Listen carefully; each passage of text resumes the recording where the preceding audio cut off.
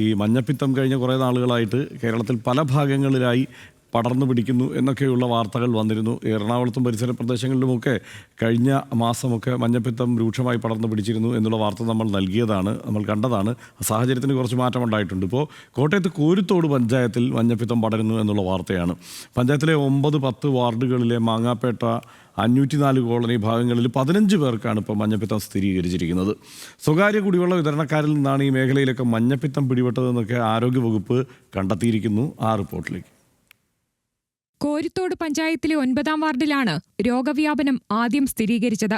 ഇതിനു പിന്നാലെ 10-ാം വാർഡിലെ ചില ഭാഗങ്ങളിലും രോഗം പടർന്നു. 9-ാം വാർഡിൽ 12 പേർക്കും 10-ാം വാർഡിൽ 3 പേർക്കുമാണ് രോഗം സ്ഥിരീകരിച്ചത്. സ്വകാര്യ കുടിവെള്ള വിതരണക്കാരിൽ നിന്നാണ് മേഖലയിൽ മഞ്ഞപ്പിത്തം പിടിപെട്ടതെന്ന് ആരോഗ്യവകുപ്പ് കണ്ടെത്തി. ലൈസൻസ് ഇല്ലാതെ പ്രവർത്തിക്കുന്ന കുടിവെള്ള വിതരണക്കാർക്ക് ആരോഗ്യവകുപ്പ് നോട്ടീസ് നൽകിയിട്ടുണ്ട്. കൂടാതെ 504 കോളനിയിലെ സ്വകാര്യ വ്യക്തിയുടെ കടയിൽ നിന്ന് ഭക്ഷണം കഴിച്ച 4 പേർക്കും രോഗം സ്ഥിരീകരിച്ചിരുന്നു. ഇതിനെ തുടർന്ന് ആരോഗ്യവകുപ്പ് കടയടപ്പിച്ചു.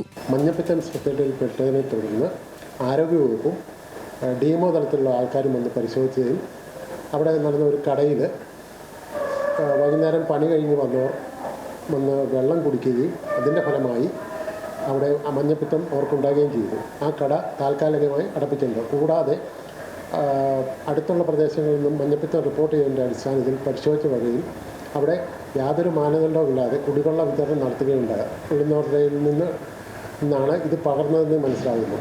ആരോഗ്യവകുപ്പിന്റെ നേതൃത്വത്തിൽ ജാഗ്രതാ നിർദ്ദേശം നൽകുകയും വാർഡിൽ ക്ലോറിനേഷൻ അടക്കമുള്ള ശുചീകരണ പ്രവർത്തനങ്ങൾ നടത്തുകയും ചെയ്യുന്നുണ്ട്. ജനങ്ങൾക്ക് ബോധവൽക്കരണം നൽകാനും നിർദ്ദേശങ്ങൾ ലംഘിക്കുന്നവർക്കെതിരെ കർശന നടപടി സ്വീകരിക്കാനും പഞ്ചായത്ത് തീരുമാനിച്ചു.